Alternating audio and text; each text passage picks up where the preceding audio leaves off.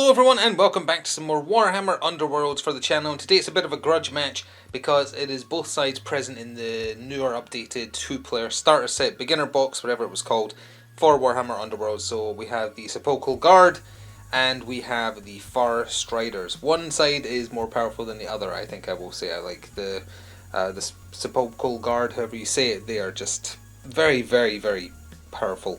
You really do have to try and get to the Warden himself, otherwise he can just sit at the back, activate, and then his activation activate two others. It's very difficult to deal with, but we'll talk more about that in a second as we look at the particulars for both sides. So it is basically just a horde of skeletons, 7 of them to be exact, so every starting hex is occupied by them when they begin the game. But it is all about the Sepulchral Warden, he doesn't really stand out that much. He has a big cape, that's how you know it's him, but other than that he's just a skeleton. But he is the one that you want to try and take out because he can raise dead friendlies, and in his activation, as I just mentioned, he can activate two others and just make them do a move action to get them into position, which plays into their objective cards. Their inspired condition, well, for the Warden himself, 2 or more friendly fighters have to be inspired, and their inspired condition is to be brought back alive, which is what he does. So it's all about him. I think last time they were on the table, he was literally the only one to activate for the first 2 of the 3 rounds. Anyway, he is joined by the Champion, the Harvester, the Prince of Dust, and at the back here are the 3 Trash Skeletons, the Petitioners. This is the Zealous Petitioner, the Inevitable Petitioner, and the one you can't really see because he's coming out of the ground is the Rising Petitioner.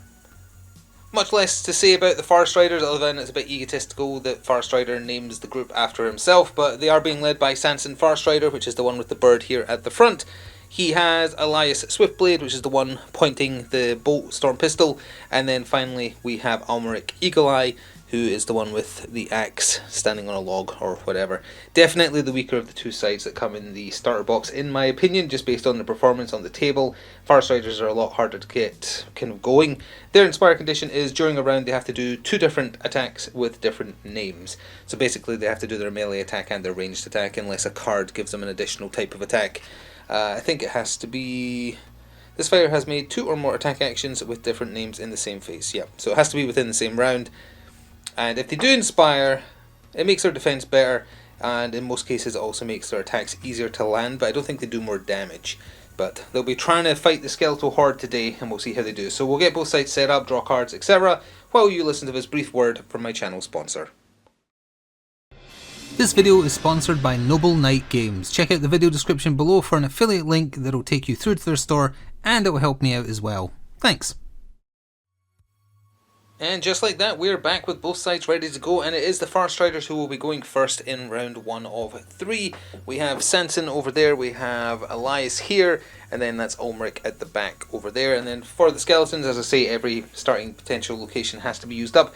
The Warden is of course hiding at the back. There's the Harvester, that's the Prince of Dust, 2 Petitioners, 3rd Petitioner, and the Champion is up there. So I think that about covers everything except showing you, the viewer, which objective is where. We have objectives 4, 5, and then in No Man's Land is puny objective number 1, and then, as a car alarm goes off, so we'll do a cut here in a second, but we have objectives 2 and 3 over here. So with that, we are ready to get started, at least once the background noise stops. One moment please. Well, true to their namesake, Elias Swiftblade activated first, staying where they were to do their ranged attack with their bolt storm pistol. Up to range 3, 3 dice looking for swords with stagger on a crit. First set of dice was 3, the 3rd die was also a hammer, so it was just removed to roll for the 2nd, as you'll see from the power cards played. But either way, she got 1 success in the first roll, which was blocked by a crit. In the power phase, rapid volley was played, which is a reaction. Play this after a friendly fighter, well actually it's not in the power phase, it's after the attack, but still. Play this after the friendly fighter's range 3+ attack action, that fighter makes another one, has to target the same fighter. That is the roll for it, also getting a single success. This time it got through for an entire 1 damage. That is one of the Petitioners, that's the Inevitable Petitioner. They all have 2 health, so he lived. Had both attacks gotten through, he would have gone down. And because he lived, that gave the Sepulchral Guard time to do worthless chaff. Friendly Petitioners have no bounty. It persists until the end of the round or until a Petitioner dies. So the Petitioners, just as a reminder again, is him, him, and him. So those skeletons do not give glory if they die until such time as either the round crosses over or one of them actually gets killed, which should have happened there, but did not. And get used to this, as always, the first activation for the Sepulchral Guard was the Warden himself. He did not move, he did not do anything, but he used one of his 2 available actions. He chose to pick up to 2 friendly fires, and the chosen fires make a move action. So the champion has moved his mighty 2 hexes into no man's land on objective 1 there, and the Rising Petitioner moved sideways 1 hex onto objective 5. Oh, and in the power phase, no cards played by either side. Second activation for the Farstriders was Elias Swiftblade again, this time doing a charge action, so they won't be activating again this round. Well, potentially. Actually no, definitely. But either way, they moved up adjacent to the champion and attacked them, this time using the Storm Saber. 3 dice, still looking for swords for 2 damage. Got a crit and a success. Was looking for dodges, but would be needing a crit really, and even then that other success still means the attack was going through. So that's 2 damage. The champion, however, does have 3 health, but he is being driven back by the attack to avoid retaliation. So he's actually back here with a movement token and 2 of his 3 health gone. Now that does also mean that Elias inspires, because they have done both their Bolt Storm Pistol and Storm Saber attacks. On the inspired side, +1 defense die, and I think that might be it. Oh, and cleave on basic attacks. Yeah, that seems to be the only difference. Once again, more skeletons were on the move for the second activation for the guard, with the Warden once again triggering 2 of them doing movement actions. The Prince of Dust moved on to objective 4 down here as a movement action, and the Zealous Petitioner, again all the skeletons are slowly moved 2 hexes, moved from there to just in front of where the champion ended up in no man's land. And once again, no cards played during the power phase by either side. Second last activation of the first round for the Farstriders was the man himself, Sanson Farstrider, staying where he was in order to do his ranged attack with his Bolt Storm Pistol, again range 3, 3 dice needing swords, with stagger on a crit, aiming at the champion, hoping to plink off that last health. Got 2 successes, neither of which were blocked, so 1 damage, or sorry, his does 2 actually. No, it does 1, but either way, champion had 1 health left, so the champion is gone. The champion is also not a petitioner, so he does give up a glory for getting killed. That glory is being spent to give Sanson Swift Stride, which is just a flat +2 movement, meaning his movement is now 6, which is really, really good. Well, no sooner is a skeleton destroyed does it return to the battlefield. Third of 4 activations in round 1 for the guard was the Warden, yet again, this time making use of his other action. Choose a friendly fighter that's out of action, place them on a starting hex, an empty starting hex, in your territory, and then give them a raise counter. So the champion is back in Pog form. He has a raise counter, which means he inspires. On his inspired side, he gets +1 movement and 1 extra die to his basic attack. So it's 3 dice looking for hammers with cleave, which is actually pretty good for 2 damage it does. So yeah, he's a bit more dangerous now. And the final activation of round 1 for the Farstriders was once again Sanson Farstrider, who did a charge action going after the Zealous Petitioner, even though it was worth no glory, and moved adjacent to him, rolled, got 1 success, rolling 2, looking for hammers for his shock hand axe attack, and it was blocked, so no damage. But he did still do the attack, and it does not require damage to be done. This fighter has made 2 or more attack actions with different names. Yes, he has, because he's already shot his Bolt Storm Pistol last activation. So he inspires, he gets +1 defense die on his inspired side. He gets a blinding on his ranged attack, which means it does +1 damage, and stagger, which is pretty good. And he gets +1 die to his basic hand axe attack as well. So he gets quite a bit better actually on his inspired side, but he is the leader, so I guess that makes sense. Denied points, but at least that is 2 out of the 3 inspired, at the expense of Ulmeric Eagle Eye, just barely in shot there. He's just sitting back there doing nothing for the whole round, because that's him done. Well, believe it or not, Sanson failing to get the kill there actually kind of ruined the guard's plans a little bit. Would have scored some points off of that happening. As it turns out, it's going to be a little bit of a lackluster turn 1, thanks to the Farstriders having a bit of a lackluster turn 1. The Warden activated again. He picked 2 skeletons to do move actions.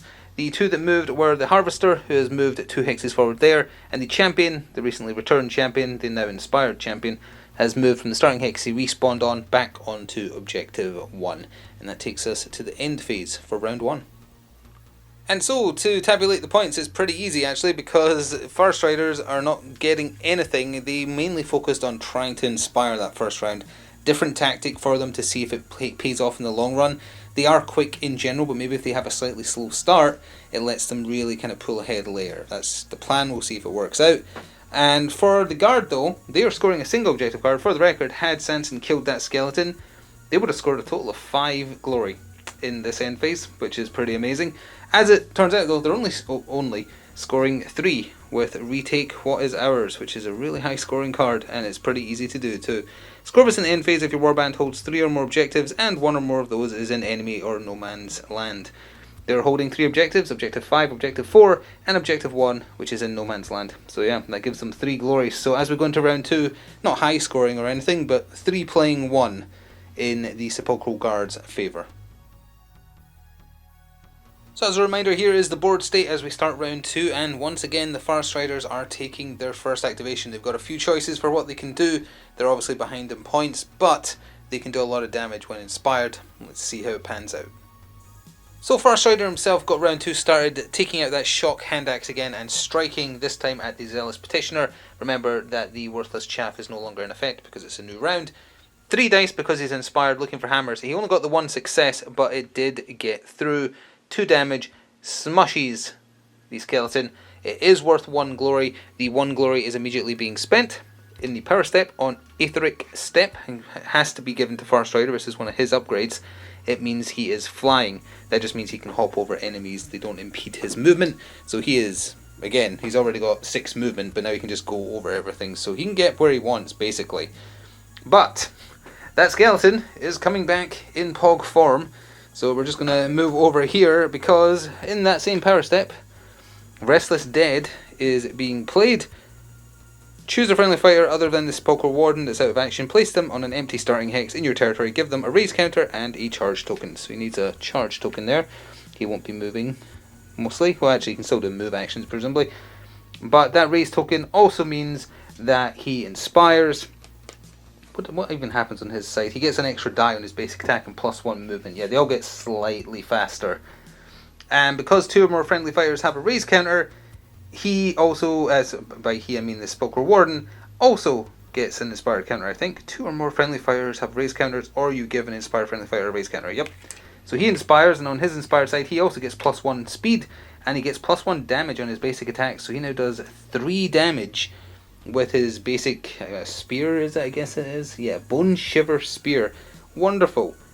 And doesn't it score anything? Oh yeah, it does. It scores They Keep Coming for 1 glory. Score this immediately after you give a friendly fighter a raise counter, and 1 or more friendly fighters each have a raise counter. The champion already had a raise counter, so that scores for 1. So the chain remains unbroken as the first activation for the guard was the Warden again, and he chose to move 2 skeletons. The Rising Petitioner moved 2 back to support him a little bit, to give him a literal support. And the other Petitioner, the Inevitable Petitioner, the one who's wounded, moved up next to the Harvester right there. In the power phase, 2 glory were spent on 2 different upgrades for the guard. The Warden himself was given the Warden's Command, which gives him a 3rd action, where he gives himself a charge token in order to bring back up to 2 dead skeletons, which is really, really powerful for him. Honestly, it's one of his best upgrades if he's safe just sitting and activating and unactivating, essentially.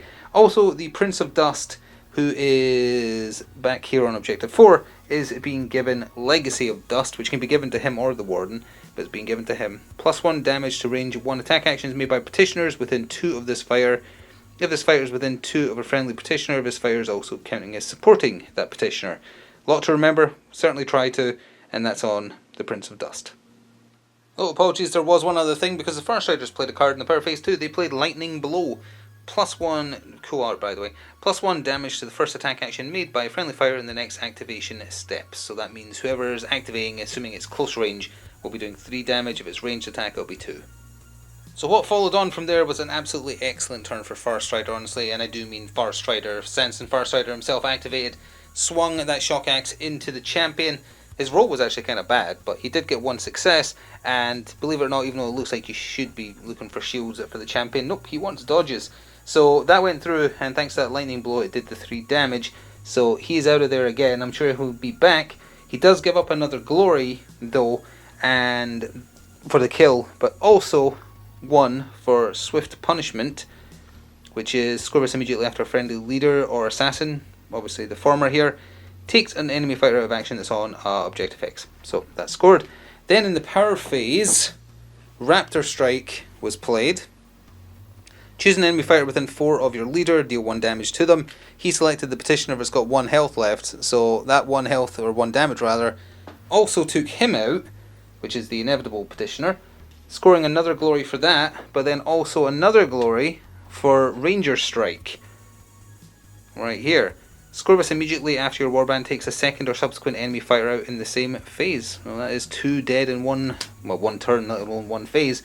So a total of 4 glory there scored by Farstrider, which is pretty amazing, honestly. And yet again, it was the Warden to activate as the second of 4 for round 2 for the Sepulchral Guard. The table got moved a little bit there. And he made use of that, the Warden's command upgrade he bought himself. So he gives himself a charge token, and he gets to bring back 2 dead skeletons. So the champion is back once again on that starting hex, and the inevitable petitioner, is up there. They get given raids counters. The champion already had one. The inevitable petitioner did not, so that's him inspired now as well. A bit of a sneaky play followed for Sansan's Farstriders. Umric Eagle Eye finally decided to do something. He did a move action and moved back 1 hex. That's it. That's all he did. Nothing else. He is up to something. And the Warden acted again and chose to move 2 skeletons, this time the Harvester and the Champion, both moving, I think 2 hexes it was, 1, 2 and 1, 2, to where you can see them, both kind of bearing down on Sansan Farstrider, but not being able to do anything this round. Well, they might be able to with the last action, but it'll probably just be the Warden again, won't it? Well, it was a literal whiff for the final action in round 2 for the Farstriders. Swiftblade, Elias Swiftblade activated, did a charge action to move slightly along here to put the recently brought back inevitable petitioner to ranged attack them, and got 0 successes, was looking for swords, so just flat out whiffed. But Etheric Paths is being played in the power phase. Choose a friendly fighter on an edge hex and more than 1 hex from an enemy fighter, place that fighter in another edge hex and give them a charge token.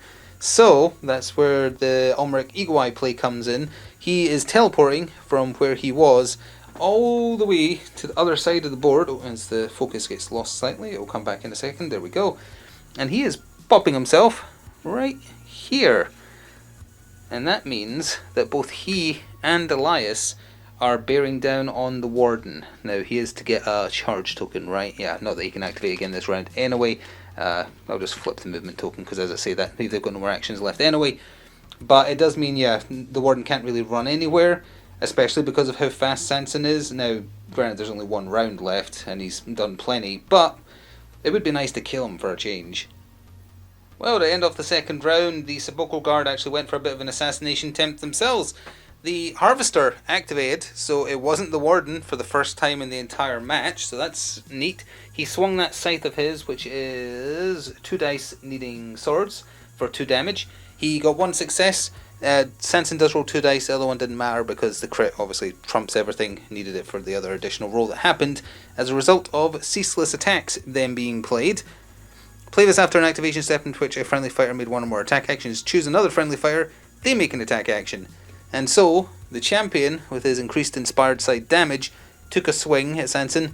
2 crits, he was looking for hammers, so that isn't a success, but he got 2 crits. Sansan very nearly blocked it. He got a crit, and he got a shield, which is a success for him, although I believe that attack has cleave anyway. But either way, can't beat 2 crits with a single crit, so that gets through for 2 damage of his 4 health.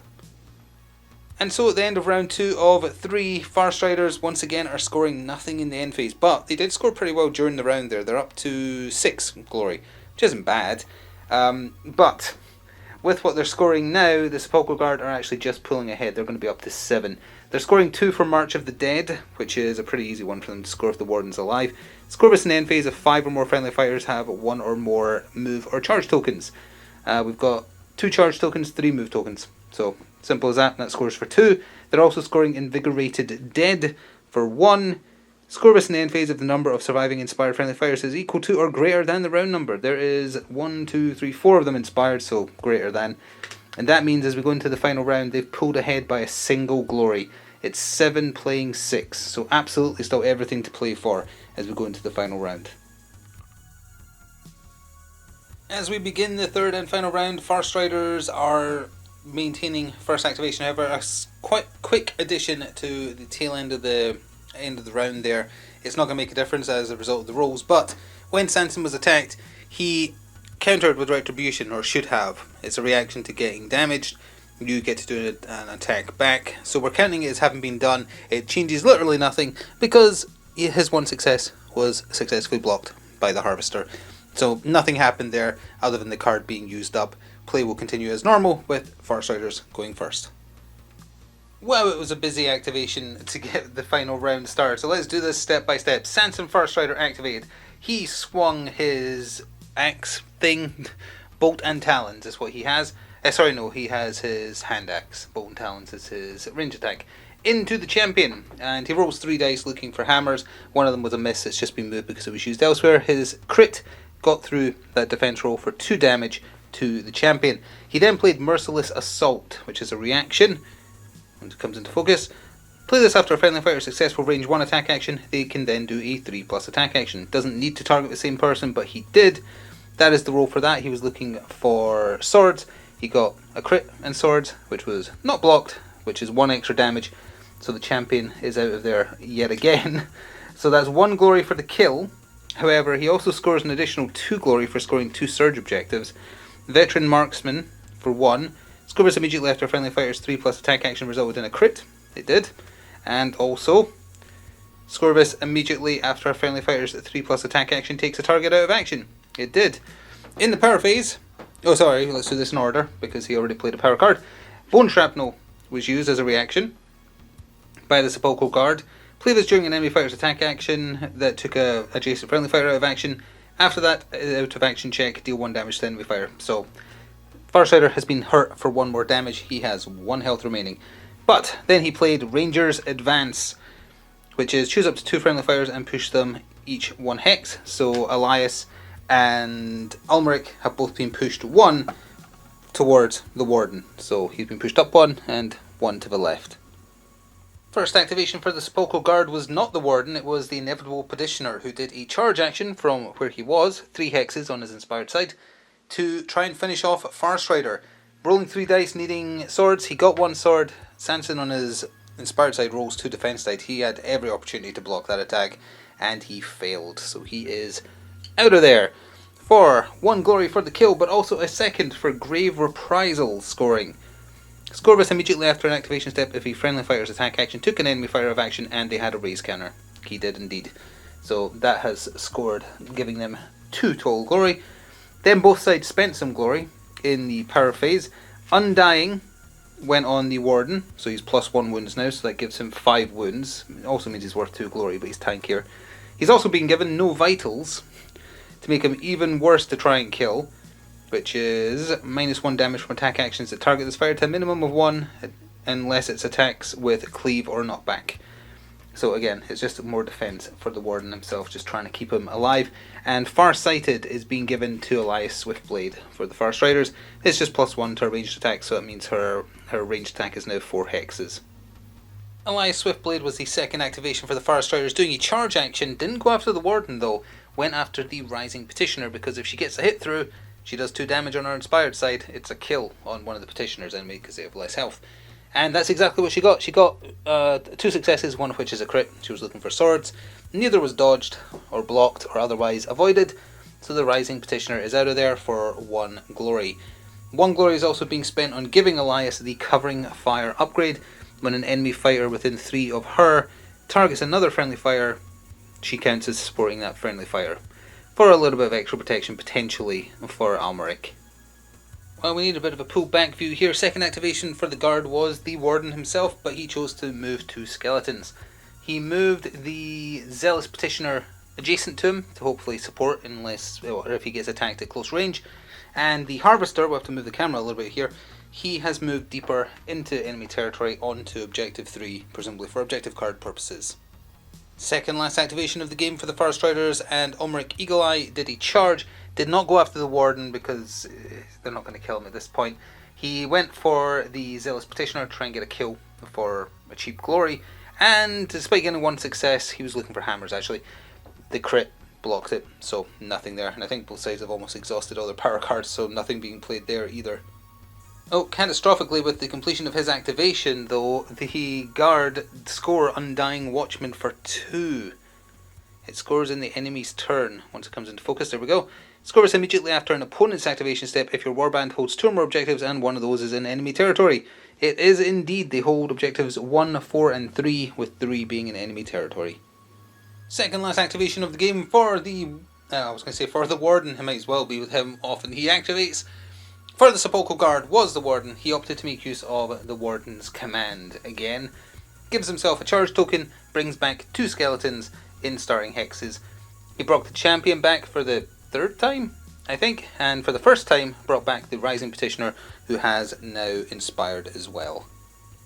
And the last ditch effort to get any glory this time succeeded, with Ulmric taking a swing at the same Zealous Petitioner, getting a crit which was not blocked, so he is out of there for a single point of glory. No objective cards scored off of that, so that's their game done until the end phase now. And the final activation of the game for the Sepulchral Guard, out of spite and also just because it's for a reason, they are bringing back the Petitioner who just died and are just plopping him down there. He was already inspired, that's his second raise counter, it doesn't matter. It is purely for an objective card reason that they're just doing that with nothing else to do. So that takes us to the final end phase. So in that final end phase, once again there was a mistake where a surge objective scoring was missed, thinking it was an end phase card, so we are going to count that now. It was Steamforged Vanguard for the Farstriders. Scores immediately after an activation step if each surviving friendly fighter has 1 or more move or charge tokens and they're in enemy territory. Should have done that on the second last activation when Ulmric did that first charge. That's when that should have scored. So we're counting that now as having scored for 1. We'll stick with Farstriders. They're scoring 1 additional card, also worth 1. It's Lightning Advance. Score is in the end phase if there are 2 or more surviving friendly fighters and each of those fighters are in enemy territory. Simple as that. So they have scored 2. Taking their final score to 2, 4, 6, 8, 10, 12, 13. You know, that's pretty respectable. 13. The Sepulchral Guard, they are scoring Claim to It All for 1. Score is in the end phase if your warband holds more objectives than the other warband. 3-0, so yes. But they're also scoring, thanks to that res at the last activation, 2 for a challenge unanswered, which might be the swinger right there. Score is in the end phase if there are more enemy fighters out of action than there are friendly fighters out of action. There's 1 friendly out of action, there's 1 enemy out of action, there is 0 friendlies out of action, thanks to that last second res. So that scores, bringing their final score to 2, 4, 6, 8, 10, 12, 14. They won by a single point. Oh, that's nasty. Okay, well, yeah, there we have it. The Sepulchral Guard win by a single point. So once again, the evil bunch of skeletons that mostly just move around as their leader tells them to have won, although that was really close. 1 point is obviously the best possible match you can have, because at least it was super close for the whole way. I will say again, these are the 2 teams that you get in the newer starter box, and I think they were in an older version as well. It is a bit strange that it is matched up like that, because Farstriders have a bunch of objective cards which rely on having enemies stay dead, and this is the warband where they never stay dead. There's so many ways to bring them back. Even if the Warden did die, there's like 3 tactics cards, or whatever, power cards, that bring characters back as well, as long as it's not the Warden.